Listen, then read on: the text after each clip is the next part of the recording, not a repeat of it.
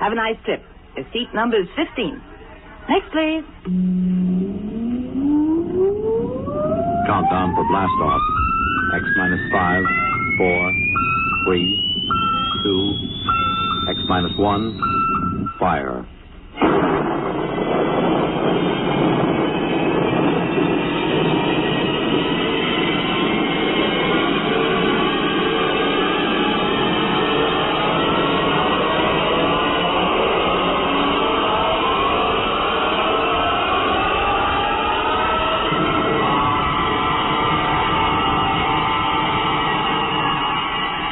From the far horizons of the unknown come transcribed tales of new dimensions in time and space.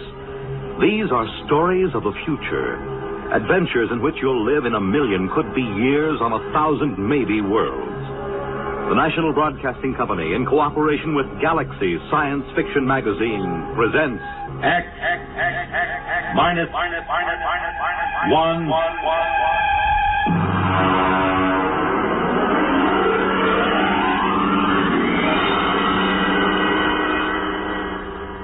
Tonight's story, Jaywalker, by Ross Rocklin.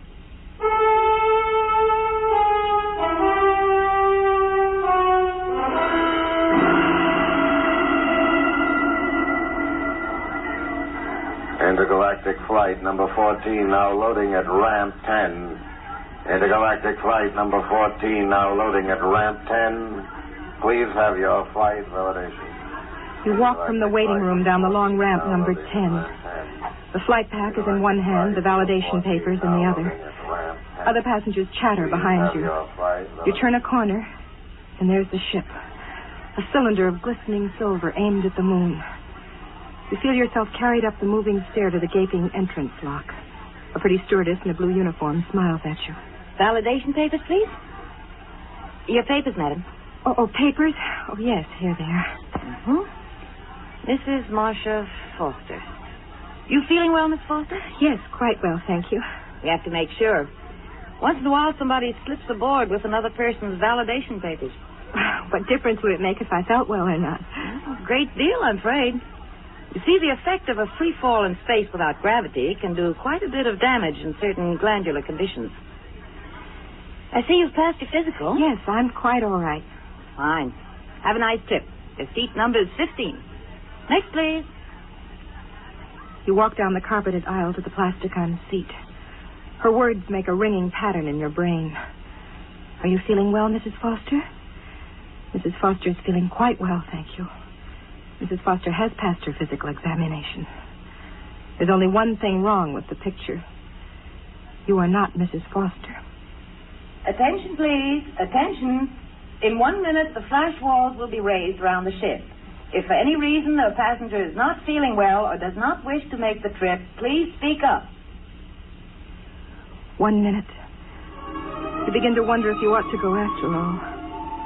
You begin to think of how it happened. Why you're here sitting in this silver vessel waiting to blast off for the moon. What happened between you and Jack? What happened?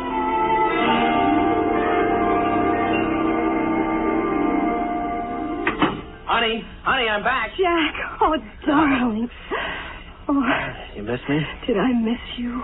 Oh, I brought you a little present from the moon. what is it? Open it and see. All right, I will. Try it on. Oh, beautiful. Took us 2 hours to pick it out. Us? Oh, me and Sue. Sue Egan. Well, who's she? Well, the stewardess on the ship. Oh? Well, how long has she been on the Earth-Moon run? Oh, just about a year now. Funny you never mentioned her. Oh, haven't I? Well, what's the difference? Oh, it just seems odd. Hey. What? Well, you're not jealous, are you? Is she pretty? Oh, monstrous. 4 feet high and 3 feet around. And she has a big blue eye right in the middle of her forehead. Oh, you're insane. Come on, how about a kiss? No. Oh, lady, I've been away for 4 months. Sorry. I guess I'll just have to go back to Sue Egan and her 3 blue eyes. Oh, in that case, here. Oh. I have been away a long time. Jack, I want to talk to you about that. Okay. But could it wait till tonight? I am taking you to dinner, Mrs. McLean. I'd rather talk about it now. Okay. Jack, we've been married for 6 years now. Is it that long? 7 in July. For the last 2, you've been skippering that rocket to the moon. I know. 3 weeks at a time with only a week in between. Well, I do get a month vacation Jack, besides. that is no kind of life. Oh, Marcia, I don't know what I can do about You it. haven't tried to do anything about it. I guess you're right. Do you intend to try? Marcia... Look, I need to know. Marcia, flying is my whole life. But it isn't mine. I'm not going to spend 3 weeks out of 4 sitting here wondering if you'll come back alive. Oh, now that's ridiculous. Is it? What about my father who died on the Elsinore when it missed Mars? Your father died as the result of a space maneuver that no pilot in his right mind would try. They missed the planet.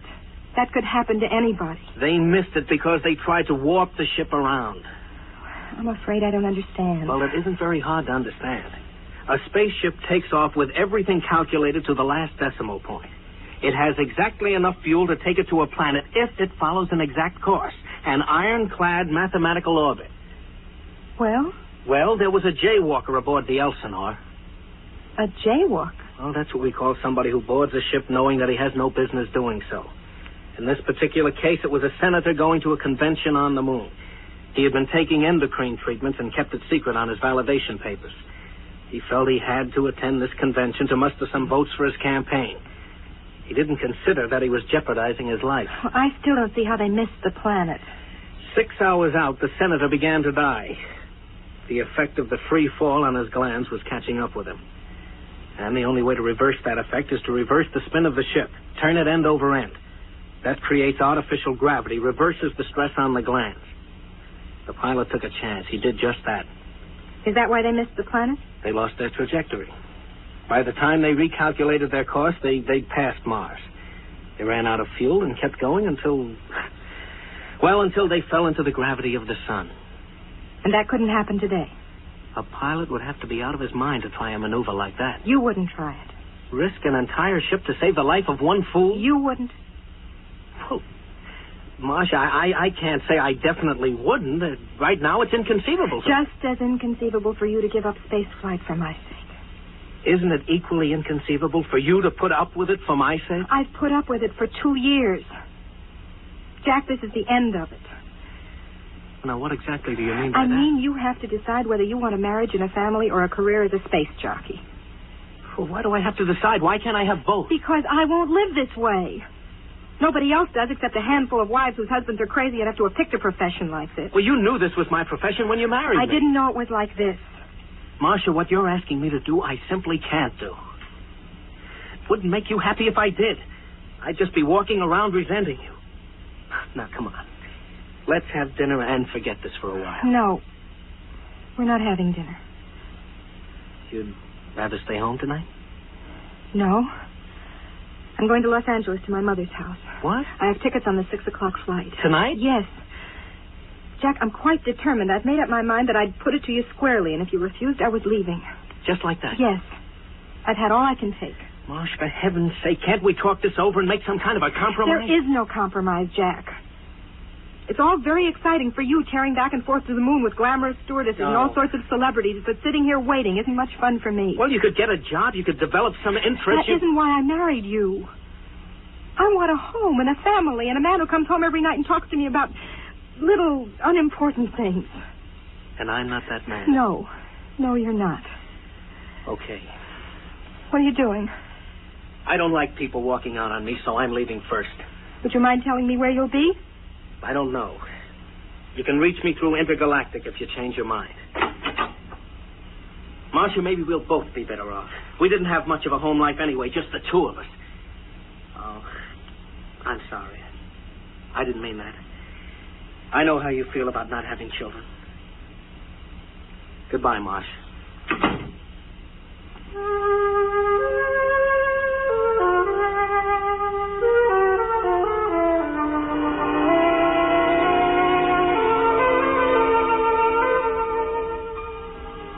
There it was. You learned when you came back from Los Angeles 2 months later that he'd been seen in the company of one Susan Egan, stewardess for Intergalactic on numerous occasions. You learned, too, that he'd applied for the Earth-Venus run, the newest and most difficult run in the galaxy. And you learned something else. Something that was going to change the whole course of your life. Come in, Mrs. McLean. Sit down. Thank you, Doctor. I have some good news for you. Yes? You're going to have a child. Well, I thought you'd be happy about that. Happy? Oh, yes. Yes, I am. Naturally.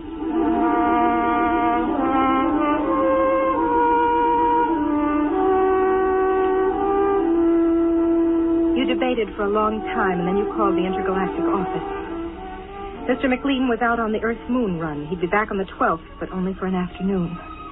He was taking off again immediately. They were so sorry. You were sorry yourself.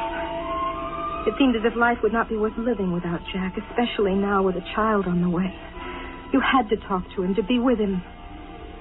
That was when you first began to formulate the idea of going to the moon with him on this run. Attention, please. Attention. We're about to count down for blast-off. Fasten your seat belts and recline back as far as possible. The next sound will be that of the first stage rockets heating up. Do not be alarmed by the vibration of the ship. From the bulkheads overhead everywhere comes a deep rumbling sound.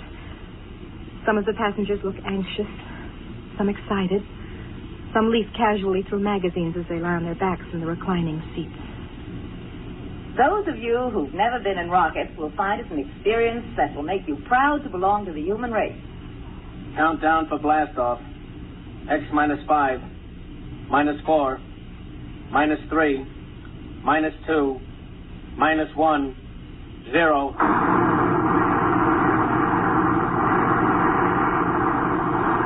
The rumble heightens. All emotion leaves you. Cold, ravening fear takes over. You try to close your eyes, your ears against it, but your mind won't respond. You look out the port, and the scene is suddenly splashed with a rushing sheet of flame that darkens the sky and is torn from your vision. Snatched away, the buildings, the trees, the roads vanish. A great, soft, uniform weight presses down on you. You push with all your might, but it smothers you, presses you back, drives your blood down, down inside of you. And then, quiet. We are now 102 miles over New York City. You may unfasten your safety belt. The pull of gravity will no longer trouble you. You unfasten the safety belt and sit in the seat, wondering what to do next. Ladies and gentlemen, welcome to intergalactic flight number 14 out of New York Rocketport, destination Moon. I'm your hostess, Miss Susan Egan. Your pilot for this flight is Captain Jack McLean. Our position at the moment is approximately 550 miles above Earth, and in less than 1/2 hour, we'll be in free fall, completely without gravity. Our speed is currently 29,000 miles per hour. We should arrive at Moonport at exactly 6 p.m. tomorrow, Earth time. I wish you a pleasant voyage. If there's anything you need, Intergalactic is at your service.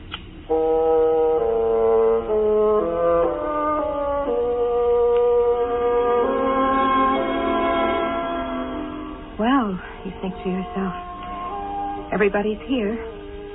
Your husband, his loved one, and his wife. You watch her as she walks back along the rows of seats with an armful of the latest magazine recordings. A tall girl, about 29 or 30, dark brown hair, dark eyes, and not very pretty. The sort who would be able to talk to him about steam tubes and beautiful landings and solar storms. Mrs. Foster, would you like something to read? Oh, thank you, no. First time in a rocket ship? Yes, could you tell? You look a little green. You feeling well? Yes, I'm quite all right. Well, it's just a touch of face sickness. Come along to the ship's hospital and we'll fix you up in a jiffy. No, I'd rather just sit here a minute. Of course. Oh. Come on. Now, let me help you into the ship's hospital. Come on, take it easy. Now, come on.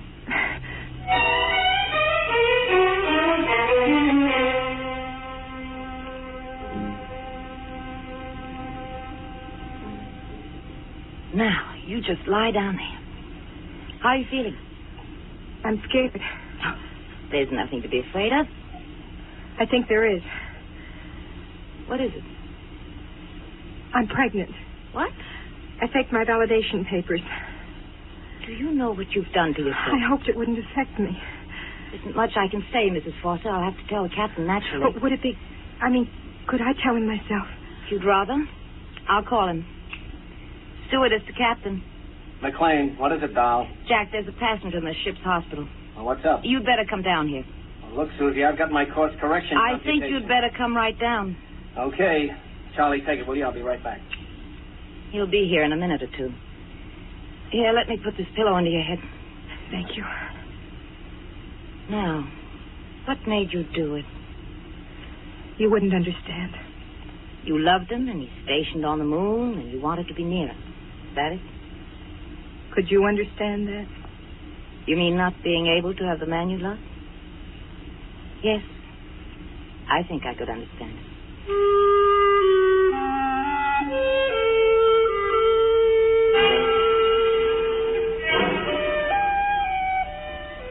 You wanted to scream at her, to claw at her face. She was going to live, and you were going to die. She was going to share a life with Jack when you were only a dim sort of memory in his mind. He came in, moving fast with that kind of schoolboy gait of his. His dark face was frowning, but handsome as ever. Now, just why did you... Marcia, honey. Hello, Jack. Well, what are you doing aboard? Sue, this is my wife. Marcia, this is Sue Egan. Oh, hello. I'll be getting out. Excuse me. What's going on? Jack, sit down. I want to tell you something.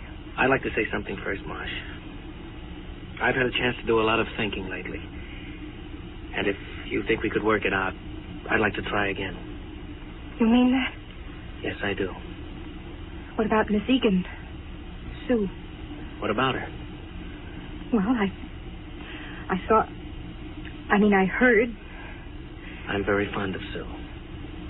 Yes, I thought you were. But she isn't my wife. You are. Was. What do you mean? I'm going to die, Jack. Marcia, what are you talking about? Jack, I'm pregnant. You see, we're a little too late. Did you know this when you came aboard? Yes. But weren't you aware that... What about the physical? I used another woman's validation papers. I paid her for them. Why, Marcia?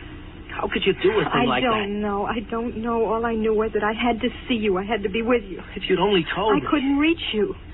Didn't you know what would happen if you took a rocket flight? I thought somehow it wouldn't happen to me. I didn't know that pregnancy was affected. And if you had? I would have come along anyway. I suppose in a way I'm to blame. I'm the one who walked out. Don't take the blame on yourself. I'm over 21. Marcia, what did you hope to accomplish by this? I'm not sure.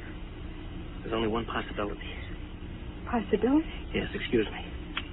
Miss Egan. Yes. Come into the ship's hospital, please. Bring Petrocelli from maintenance. Tell them to come up here with a crescent wrench. Yes, Captain. What are you going to do? Do? Nothing much. I'm going to warp the ship around, that's all.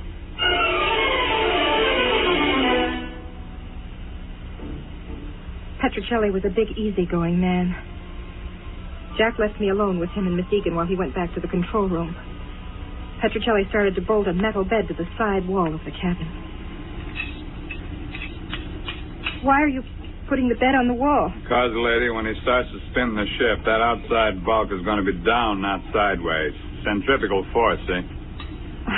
I'm afraid I don't. Well, that's too bad, because I got other things to do besides explain. Okay, Susie, it's all yours. Oh, is he always that rude? Doesn't it occur to you that maybe he's under a slight strain? Strain? Look, Mrs. McLean, your husband's going to warp the ship around.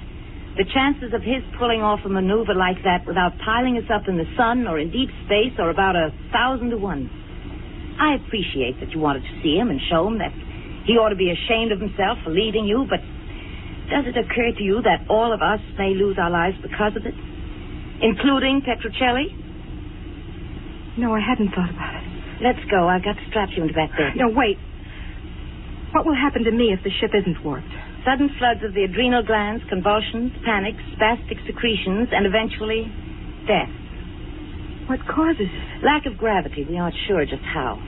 The purpose of spinning the ship is to press you up against the outer wall and create the effect of gravity through centrifugal force. Do you think he can do it? I think he's the best skipper in the intergalactic fleet. That isn't the answer to my question. Can he spin the ship without killing everyone? I have faith in him.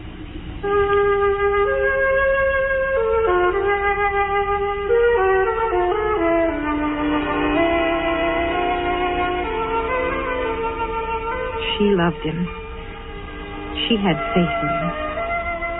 And you to whom he was married, you who carried his child inside you, did you have faith in him? Everything set in here? Yes. Good. Jack, could we talk alone for a minute? Only a minute.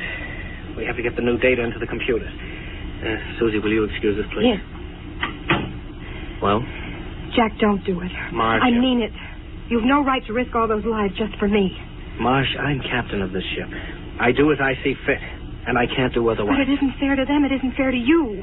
When we're born into this life, we don't make any agreement that says everything is going to be fair and equitable. I refuse to let you do it. You can't stop me. I'll take my life. I'm going to ask Sue to stay with you. What about her? Don't you love her? Well? Marcia, whether I love Sue Egan is not the point just now. I've decided to spin ship to save you and my son.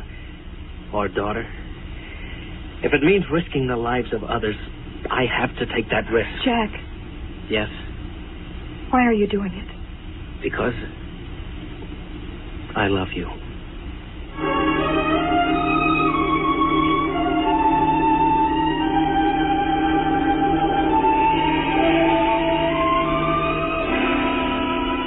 It seemed to me during the next hour through the haze of the drug they gave me that I could see him. There was the curved silver board. Before it sat Jack, hunched like a harried bookkeeper on the last day of the month. Okay, Charlie. We'll come to the moon obliquely at 0.307. We pass it, stop, spin the ship over once to check speed. Then put the tail down when we feel gravity at 7.035. And if we can do it with the fuel we've got, it'll be a miracle. All right, start the calculators. Engine room, reverse tubes. Reverse tubes. Wait for new course vector 7073. Ready for new course vector. Set firing formula 2635726. Firing formula ready.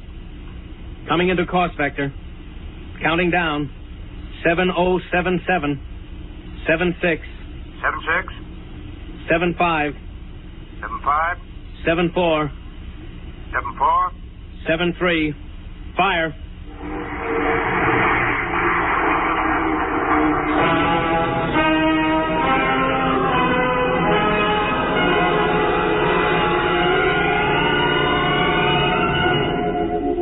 You don't recall much after that. There's the bulkhead pressing against you like a magnet, pressing harder and harder. Then there's the needle, and then sudden relaxation. Through it all, the stars and the moon and Jack and Sue Egan dance in a pattern of mist, and the words come back to you from long ago. The things he said to you when you were both in love many years ago. When I fly the ship, it seems that all Earth watches me through your eyes. A man comes to love the things he has to fight for, I guess. How is she? Hold tight, Marcia. Hold tight to me. She calls you Marcia. This woman who hates you, who loves your husband, she calls you Marcia. Marcia. Marcia. Marcia.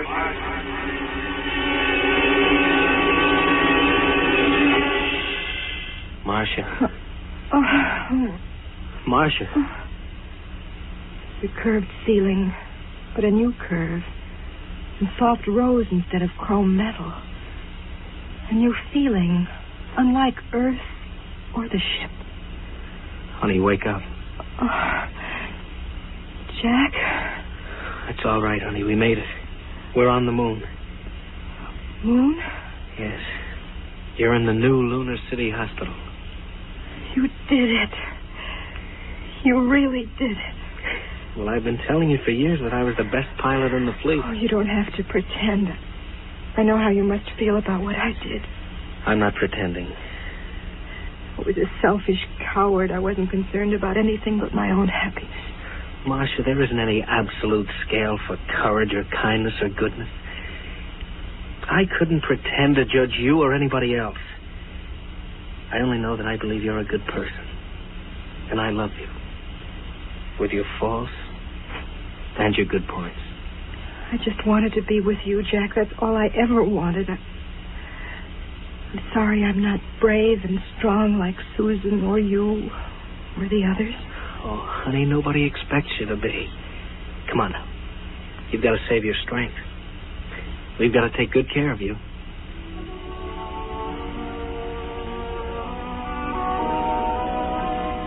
He reaches down and touches your lips with his fingers.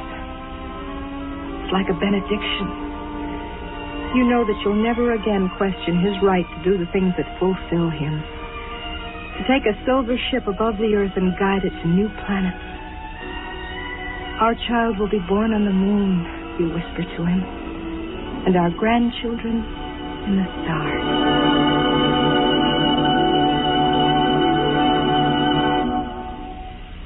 You have just heard X-1, presented by the National Broadcasting Company in cooperation with Galaxy Science Fiction Magazine, which this month features the Arthur Sellings tale entitled One Across, the story of a man who thought that doing puzzles was an escape, until he suddenly found himself completely boxed in. Galaxy Magazine on your newsstand today. Tonight, by transcription, X-1 has brought you Jaywalker, a story from the pages of Galaxy written by Ross Rocklin and adapted for radio by George Lefferts. Featured in the cast were Bob Hastings, Terry Keane, Raymond Edward Johnson, Connie Lemke, and Eugene Prentice. Your announcer, Fred Collins. X-1 was directed by Daniel Sutter and is an NBC Radio Network production.